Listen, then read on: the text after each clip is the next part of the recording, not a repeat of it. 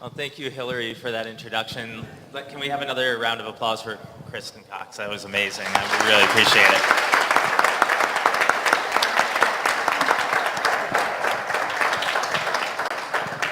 And I think it's a good lead into this conversation, and one of the reasons I wanted to have this conversation here is because it's such a complex problem that you all are trying to tackle, and there's no single solution here that's going, there's no magic pill, there's no direct way forward. It's going to take some ideas and planning, as well as very good execution to hack at the roots, so to speak, as was mentioned before.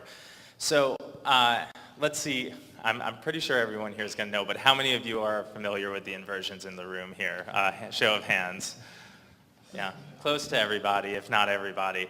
So I'm going to, as an outsider for our online audience, give a little brief recap of how I understand the issue, and then I want you all to correct me when I get it absolutely half right. So my understanding here is that over 80% of the population lives in about 1% of the land of Utah, and maybe a sliver of 120 miles along the Wasatch Range here, right? And there's this weather phenomenon known as inversions that traps the hot air, the hot air below the cold air, and it creates this trap and this pollution. Did I have it wrong? The cold air below cold air below, is it? Yes. Okay, cold air below the hot air, and it traps the pollution there, creates a small particulate matter, which is not so great for breathing, and we end up with significant smog, often the worst in the country when this happens, and it happens often in the winter, occasionally elsewhere during the year. How'd I do on that front? Good, that's a good basic explanation, yes. All right. Well, let's talk a little bit about how each of you got to working on this issue. Let's just kind of go down the line. What's your background? How'd you end up working on this issue, Bryce? So again, I'm Bryce Bird. I'm with the Division of Air Quality, and actually kind of fell into this career after graduating from the University of Utah. This was my first job about 26 years ago, and enjoyed the challenge, enjoyed the work, and have, again, focused my career on the issue of improving air quality in the state of Utah. I'm Patrice Arendt, and I just want to make one correction to my introduction. I am one of the co-chairs of the Clean Air Caucus and did come up with this crazy idea and founded it. But one of my other co-chairs is sitting in the room too, Representative Becky Edwards, and I don't know if there are others here, but we have a number of co-chairs, and it's bipartisan, and I think that's important. So I fell into this. I was a member of the legislature, not working on issues having anything to do with air quality, but it was an issue that was recurring with my constituents. I got a lot of complaints, a lot of concerns, and I wanted to know what I could do. I didn't have a science background. I didn't know what a PM 2.5 was. I knew nothing. Poor Bryce has had to educate me time and time and time again. To give you a little more background about our legislature, we don't have a healthcare caucus. We don't have an education caucus, so it's not like we have all these caucuses floating around. But I thought if we could work together in a bipartisan way, we could make progress. So working with my colleagues across the aisle, we created this bipartisan, originally House Clean Air Caucus and now expanded to the Senate.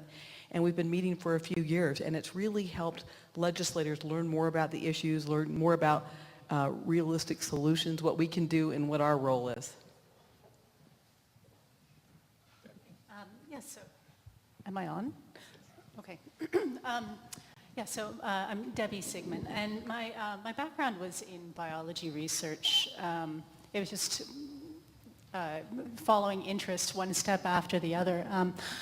What I was able to do was take time off entirely from my career and reevaluate what it was that I was meant to do while my kids were little. And, they are completely preoccupying when they're very, very tiny, but once in a while as they grow up, they give you a little bit of extra room to think again. And I suppose I was there at home with that little bit of clearance at the same time as a wave, a resurgence of awareness of air quality. Air pollution has been an issue in Utah for as long as there have been people in Utah, and it has been worse in the past. But what we've had is waves of awareness, and for a number of reasons, far more complicated and beyond the scope of this conversation, there was a resurgence of understanding about the health impacts of our air pollution. Probably in the mid-2000s, you'd probably agree that's about when you started thinking that it was a problem, and then, and so there it was. I found other people who had the same kind of thoughts, and we found each other and dove in and started trying to, fix this problem because someone ought to do something. Okay. So the rest of what I have to say is about the complexity in discovering what all was being done already. But John, I think that's around when we met too. Yeah. Yeah, I think so. So my name is John Larson. I'm not the Deputy Director of Wasatch Front Regional Council. I'm filling in for the Deputy Director, Ted Knowlton. But I am the manager of the Modeling and Forecasting Information Services Group. So my background, I actually studied civil engineering and went into a subspecialty of a subspecialty and found myself doing what's known as travel demand modeling. So our job is to forecast future transportation demand going out, many years. And what we do at Wasatch Front Regional Council is we do the regional transportation planning. So we coordinate with the cities, with UDOT, with UTA, and pull together a coherent long-range and short-range plan. Multimodal, and we feed, so I manage the team that does we run models that forecast, for basically every major road in the region, what the traffic will be like 10, 20, 30 years from now. And then we have other people in our office that then would run air quality models so that we can forecast the impact of our transportation decisions on the air quality for the region. So that's kind of the nexus of what we do and why that is relevant. All right, well, thank you all. So we have, regulators here, we have legislators, we have groups that work across communities and the government, and we have folks who are involved in planning and implementation of potential solutions, public transit, how to make our transit better, so on, so from there. So we've got this issue from all sides here, and I saw one recent poll said basically that this is the second most important issue in the state according to the Utah Foundation, just below healthcare, above education even. So there is at least awareness that this is an issue. Of course, deciding what to do about it is always the tricky part. So as we talk about that, let's start closest to me on the regulation side and the regulatory side with the Department of Environmental Quality here with Bryce. What is your organization doing specifically now? I know there are EPA mandates of sorts that you all are working with and the state, but I'll let you talk a bit about what your department's doing. All right, just quickly, the structure on federal air pollution regulation is the Clean Air Act was established by Congress. They charged EPA with developing both standards that are protective of human health with an adequate margin of safety, and then implementing and supporting state programs that put those policies, the standards into effect, and then develop plans to address non-compliance with those standards. And so it is a co-regulation partnership where EPA sets the standards. EPA is also charged with studying air pollution, and so there's a large component of their work that looks at health studies. Unfortunately, a lot of the studies around PM 2.5, this fine particulate matter, originated here in the state of Utah, and that is because we have such good air quality during the majority of the year, like a day like today, that when we have the inversions in place that trap all the emissions and concentrate those at the valley floor, it's a great opportunity for health studies. And that's how this work really came about, that we saw increased hospitalization, increased cardiac death during these times that are episodic. They are predictable in some respect, that it's during the wintertime typically when there's snow on the ground, when the cold temperatures have resulted in the valley floor being cold, a high pressure moves in, as was mentioned, and traps that at the valley floor. And again, these health studies have resulted in the standard becoming more protective over time as well. And so the original standards were not protective. They were still impacting people. Then as a state, once those standards are in place, we then go through a planning process where we identify the emission sources, we identify the available controls, so the technology that's available to reduce those emissions. We understand the population that's being exposed through air monitoring. And then ultimately, we identify through a planning process what is required, and we put that into regulation at the state level and go out there and enforce and inspect against those. And then there's a feedback loop that continues in this process. We continue monitoring, we continue evaluating compliance, and this has resulted in, as was mentioned, improved air quality. Just in my career, people often assume that the last winter was the worst winter. Maybe it's the first time they realized what was going on, what they were experiencing, but clearly we have the data. We started air monitoring in the Salt Lake Valley in the late 1950s, and during that time, from the 50s to the 60s, 70s, and 80s, each decade we've seen improvement in air quality. And that is in the face of growing population. Just in the past about 15 years, we've seen emissions rates decrease, we've seen actual concentrations decrease, and of course we've seen population increasing throughout this time as well. And so it's always a challenge of identifying enough controls, enough strategies, with a balance in regulation that lets you grow the economy, that lets you attract businesses that are lower polluting, encourage social responsibility from the businesses that are operating here, and I think it will be talked about a little bit more, educating the public about their portion of their contribution to the air quality that we experience.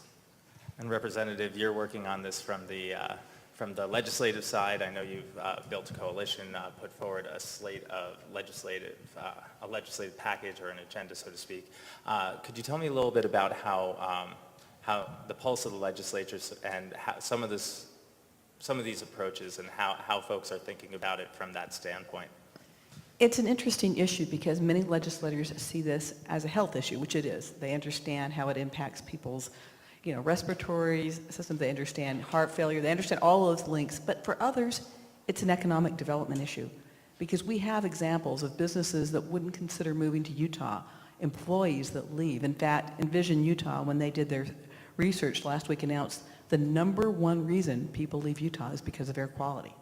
By far the number one reason. So for some legislators, even from in rural areas where they have very clean air, they see this as affecting our tax base. So we come together for different reasons, and I wish we had a silver bullet. I wish we could just pass one bill, and I would be passing that bill saying we won't have any bad air ever again. But there are a variety of different things we can do, from funding issues, making sure that the Division of Air Quality has the resources that they need to do their job, to legislation to try and bring in cleaner fuel, our Tier 3 fuel, legislation I've worked on with counties having to do with rolling coal. Those of you who've been behind those vehicles with the big black poof, not so nice. We've worked on trying to improve our electric vehicle infrastructure, making that a possibility. I mean, I could go on and on and on. Since we've put together this bipartisan caucus, we've passed more clean air legislation than we had in the history of our state. And it's still a challenge, though. There's still so much we can do, and everyone in the legislature does not agree. It's not like we have unanimous conclusions on a lot of these things. So a lot of it's an educational process for us too, because we have new legislators coming in every 2 years, and they need to understand these issues, and that's part of the process we have. Yeah, and Debbie, I'm moving on the education front. You have one foot in the tent, 1 foot out of the tent, working with policymakers, working with the public. How do you find, and you have a growing population here, that's probably one of the fastest growing populations in the United States. How do you find the education going of the general populace, as this is an issue that can't be solved solely by one person or one government? Industry, individuals all need to kind of work together on this. Well, gosh, thanks for that question. And I apologize. I'm going to take a typical roundabout way of answering, which is that coming from a biology background, there are a number of biologists that helped found Breathe Utah. We tend to see ecosystems, we see complex systems, and a very basic question, okay, how do we fix air pollution? it became clear very soon that we had to tap into everything we understood about chaos theory, which is that there are large patterns and that also individuals matter. Air pollution, it's a matter in the most simplistic forms that we burn stuff in order to do what we do. And whatever we don't burn, we slather all over the outsides. We slather all over our surfaces, and that stuff evaporates and everything reacts chemically in the air, and then we have air pollution. Okay, so a lot of it's fossil fuels, not all of it. Okay, so we burn stuff and then we slather. So how do we do everything differently than we currently do it? Well, that obviously is a complex set of solutions, and it gets to matters of livelihood, it gets to matters of identity. We do what we do for all kinds of reasons, and some of them are habitual, some of them are infrastructural, some of them are because we identify closely with doing them that way. And so any given solution could possibly challenge any combination of those closely held, maybe I'll go so far as to call them values, but certainly closely held beliefs, things that you identify with. I know that everybody up here has confronted that phenomenon, that what you propose is what seems like a simple solution, like putting a different kind of cap on solvents that are being stored. Well, somebody's in an uproar about that, and it actually gets to, Lord, I wish I had a chance to study the talk before I got to get up here, because I don't have the vocabulary that Ms. Cox introduced, but having all of the information, Lord, if we had all of the information before we could proceed to propose a solution, then we wouldn't have to deal with the utter chaos that happens when a lot of people show you these unintended consequences, that you're going to put their business out, that you're going to challenge the lifestyle that they've had, going out to collect firewood with their grandpa to burn during the winter, and that's just something that, stuff comes out of the woodworks that you did not expect as soon as you propose a policy, as soon as you propose a solution. One advantage that we have here in Utah is that the scenario planning method of proposing solutions has been underway for at least 2 decades, right? And with increasing success. So are a number of you familiar with Envision Utah and its scenario planning? It's one of those processes that I've become more and more impressed with. Okay, well, I'm going on. Sorry about that.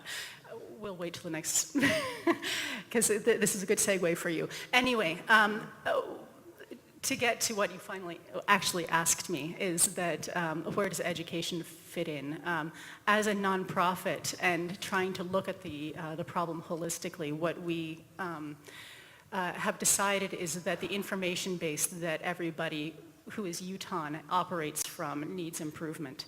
And so we're starting with school-age kids and just doing trunk shows to make it fun, to become literate in what the causes of the problems are, what the basic solutions are. But that concept that we burn stuff and we slather stuff, and that can lead into how people make their decisions as they grow up and have purchasing power and are able to choose their lifestyles or accept certain kinds of regulations as maybe logical, that is something that they would choose based on their values and knowledge base, that can create sort of long-term acceptance of the lifestyle that our society needs to adopt in order to have better air quality. And John, as the manager for modeling, forecasting, and information, you worked on the Wasatch Envision 2040 and 2050, and now the 2050 piece. Could you talk a bit about how, where you get your data from, the planning around it, and trying to plan for the future in a rapidly growing and changing environment? What does that look like for you, and how does it inform this broader conversation around air quality issues here? Okay, yeah, that's a great question. I think I need about 2 hours, so just hang with me. Yeah, so I really appreciated the previous speaker, Kristen's comments on with transportation, that you look at, often we look at the problems that are slapping us in the face day to day, and you have to dig a little bit deeper to really understand what the real problems are. And transportation problems are as much a land use issue as they are a transportation issue. And that's something that our industry has slowly come to embrace, and the process that we've gone through with creating these integrated transportation land use visions over the last 20 years has really, I think, helped us as an industry, and then also just the general population really understand that. So in the wintertime, we've built our environment in a way that really the only way to get around is to drive. And the problem is every time you turn that key, unless you have a 100% all-electric car, then you're polluting. And something like 20 to 25% of the pollution comes from what's known as a cold start. Our vehicles are a lot more clean burning than they used to be, and there's a lot more emission controls, but a lot of them don't really kick in until the car is fully warmed up. And so you mentioned with the data, we have traffic counting data throughout the state, and we get data from UTA on ridership, and then we also do surveys. We recently did what's known as a household travel survey. It was a statewide effort in 2012, where we randomly selected people to tell us every trip they took every trip everyone in their entire household took for an entire day, where they went, why they went there, who they went with, and their mode of travel. And once we got that data back, given what I do, it was I had all sorts of fun digging into this data and looking for trends and trying to understand how we travel. And one of the things that one of the interesting things that we teased out of that data is that half of all trips are 3 miles or less. And so that's kind of this low-hanging fruit, because that happens to be a 15-minute bike ride. And then I think it's like, there's a very large percent of trips that could also be within a walk shed, even in an environment that is, fairly sprawling, fairly auto-dependent. And it's just got me thinking that if we could kind of pull back and understand just how many of our trips could avoid that cold start to begin with. But one of the challenges is that even if you could walk to the store because it's only a 10-minute walk, so like you fire up Walk Score or something. The question is, would you actually do it? And we're just doing this just yesterday. It was such a beautiful day. I took the whole family out. We went for a walk to a nearby store, and there's always one or two segments of that trip that scare you to death, especially if you're walking with kids. And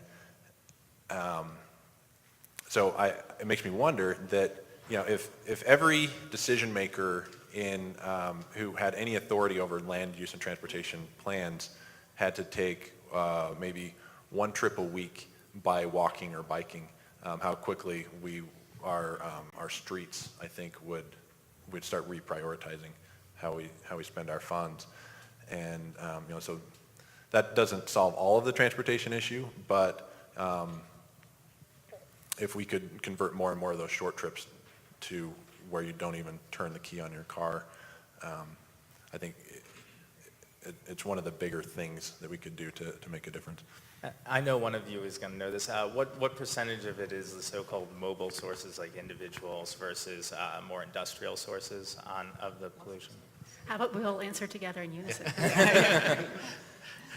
Actually, I'm going to change the answer. So it varies over time. So we collect inventories whenever we're creating plans. We focus on what's causing the problem that day.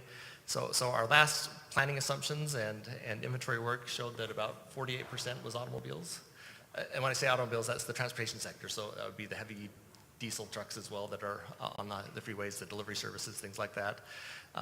About 13% was heavy industry, and then the remainder being the area sources. And that is the biggest challenge for us as we look into the future. The area sources, just to define those, that's homes, businesses, goods and services. It's basically what we do as an economy every day. Deb mentioned the slathering, that everything that starts out wet and ends up dry, well, what left is a volatile organic compound. And that is available for then chemical reactions that forms both wintertime particulate matter and summertime ozone. And so a lot of the focus is, again, looking at that sector, and that one is projected to index exactly with population. So I want to kind of, apart from this, kind of talk about, it sounds like a lot of this is about changing minds and building a consensus to move forward, and finding what will have the most impact. How can we get people to work together to get the most impact? What are some of the things you see as being effective, and people, and how do you convince folks or bring people on board to move down that direction? I'll open that up to the panel, whoever wants to. There are a variety of things. When I was hearing the conversation earlier, John, I thought, we're talking about vehicles and we're talking about cars warming up. How many people do you see, and in my neighborhood all the time, where they think they should just warm up their car and let it sit and idle? Well, some of them get stolen, which is not good, but also the best way to warm up your car is just to drive your car. And the idea of not taking a bunch of these trips and, trying to chain your trips together so that you're keeping your car warmed up. All of those things. There's a part for the public to understand their role. There's a part for government to help them. We're educating them to make sure they understand how bad the wood smoke really is. What is that contributing? What does it do to your lungs? Do they realize that that's carcinogenic and that those little, they're so much smaller than the PM 2.5 and you've got no, protection against that. It's like inviting a bunch of smokers into your living room. So do they understand that?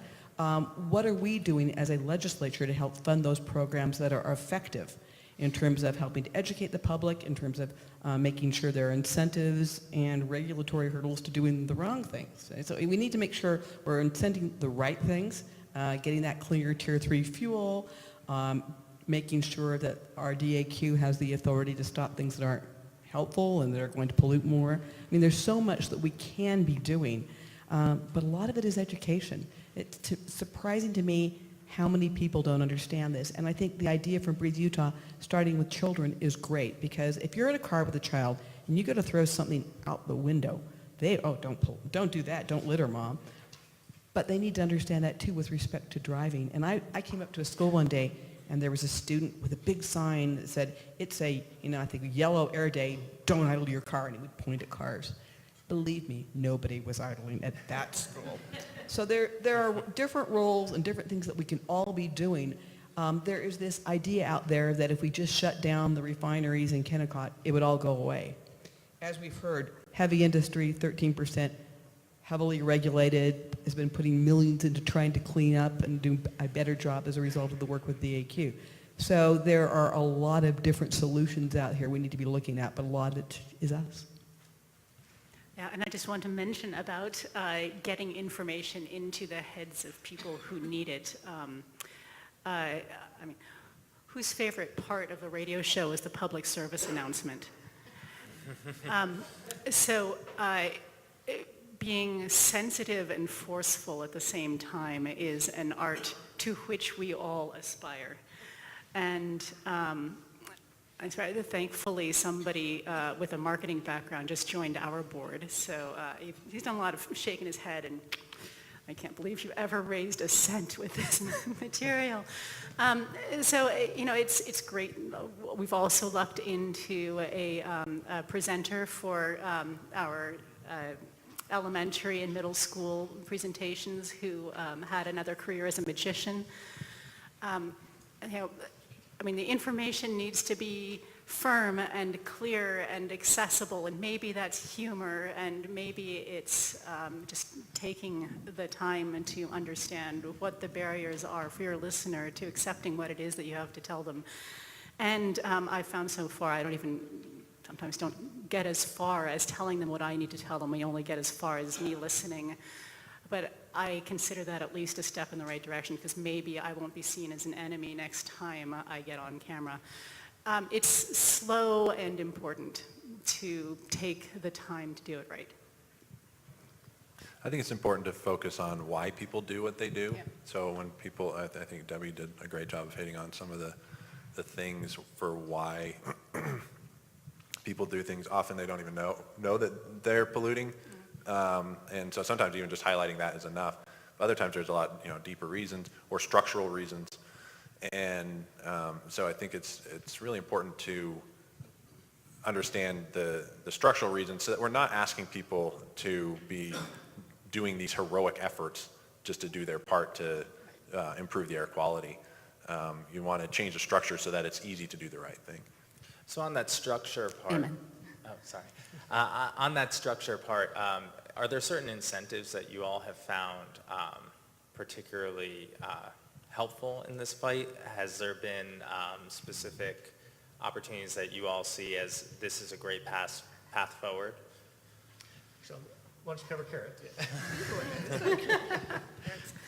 No, I think incentivizing, especially adopting new technology, is very important, and the legislature and the state has focused on that. So we've had clean fuel vehicle tax credits, we've had solar credits, we've had another program that was very successful was called the CARROT program. So it was a clean air on and off-road technology grant and loan program focused on some key areas. One was lawn and garden equipment.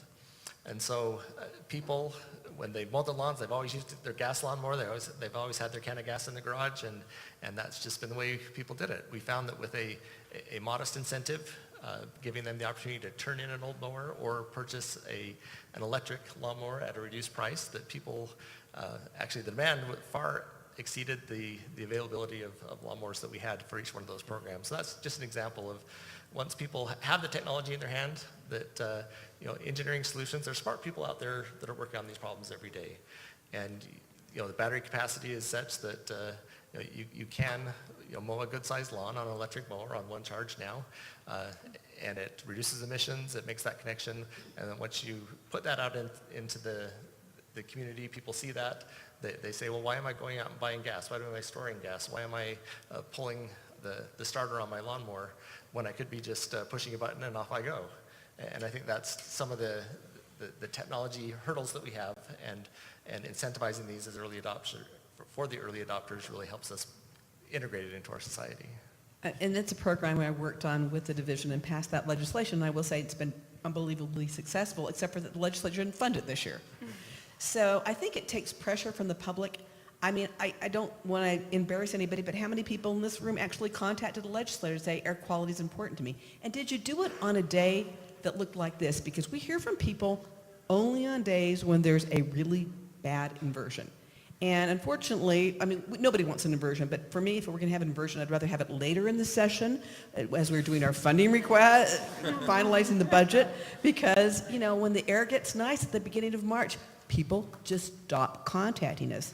So it's important for people to hear from their constituents if this is important to you, because that's how we get good programs funded. Next year on your tax return, you will have an opportunity to actually contribute like you do for organ donation and other issues. You will have an opportunity to contribute to clean air. And I hope people will think about that, and I hope that we can get those tax returns all due during an inversion period. Do you want to add or? I might as well just throw in something that we're hammering anyway, and you're a captive audience now. But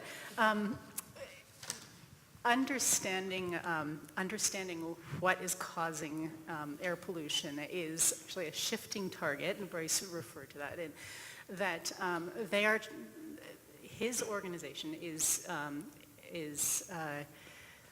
relegated the responsibility of taking that inventory, of understanding everything that could potentially go into the atmosphere. He only has the authority to regulate some of it. He needs to keep track of what's coming out of transportation plans, but doesn't necessarily get credit for the kinds of savings that their programs are going to be advancing. But What ultimately is in the purview of the Department of Environmental Quality in general is understanding where our environmental problems come from. And industry has been helpful, at least in theory, when there's no difference between theory and practice. They've been very helpful with understanding, what are they doing? What are they storing? What are their activities? What are they putting into the environment? Transportation, there's a transportation division in the DEQ also, or sorry, the DAQ also, that understands and models where we're putting our pollution into the air. And then there's small businesses, and Lord, is that difficult to keep track of. And then all of the households. I mean, does anyone have an old paint can laying around? It's a huge problem. Oh, is that the time? Okay. Yeah, so they have a monumental task. I want to just make a plea. They ask for what they ask for from the governor for his budget, for their budget. They get what they get as an allowance, and then they're afforded appropriations as they are. If it were up to me, if I were Queen of Utah, we would be quintupling their budget for doing what they do, because it is so important. That kind of science, that kind of scientific underpinning of, yes, this is causing the problem, which ultimately needs to be, yes, we have to deploy that message forcefully and sensitively, but ultimately the truth is the truth. This is causing the problem. Fixing the problem by doing this will cause that kind of measurable improvement. To be able to say that incontrovertibly is ultimately appealing to the values of most humans. Really, most of us believe in true facts and are convinced by them, given the opportunity. So, that's what we need, and that's what we need to go on. Let's open it up to the audience, because we have only a couple minutes left, and I want to make sure we can, if anyone has questions they'd like to ask the panel.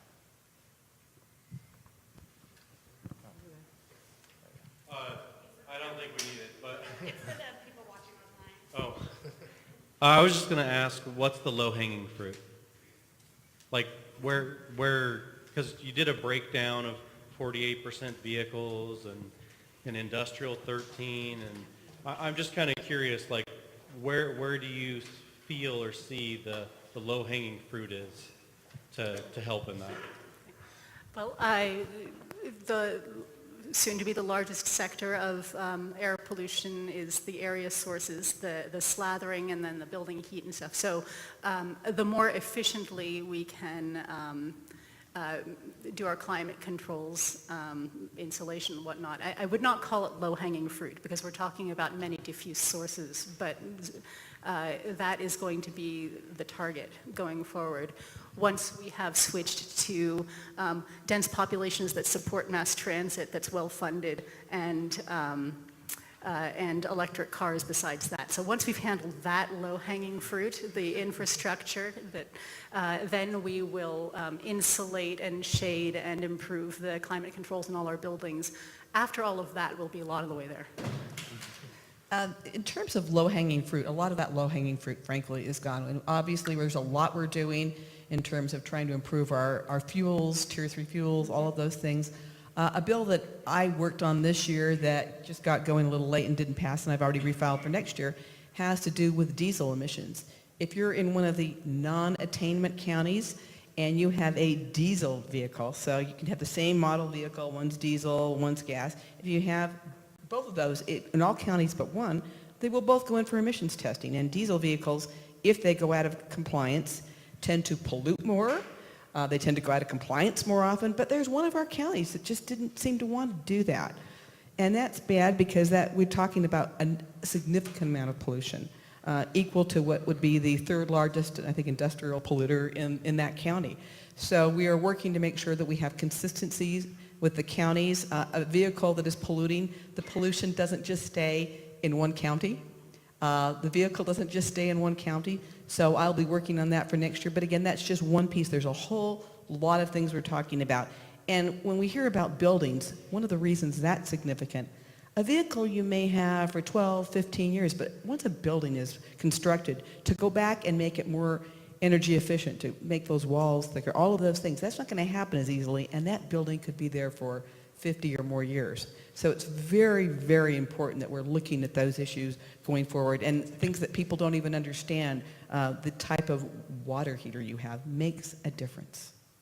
I just want to mention that before everyone leaves here thinking that it's all gloom and doom, that really we have been effective at what we have done in the past. That as we look at our average per capita emissions for our state, we're actually below the average for the nation.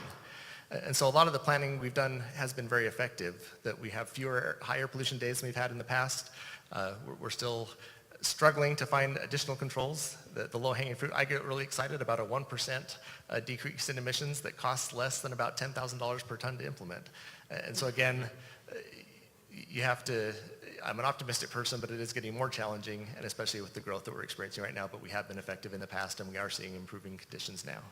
Well, thank you guys so much. I wish we had time for more questions from the audience. We unfortunately ran a little bit over. One of the reasons I wanted to have this conversation is just because this is such a complex issue, and you're all coming at it together, but from different angles. And I think there's a lot of those arising these days, whether it be around water, whether it be around air qualities, whether it be around technology and transportation. So appreciate you guys talking a bit about how you're approaching this problem. And can we have a round of applause for the panel?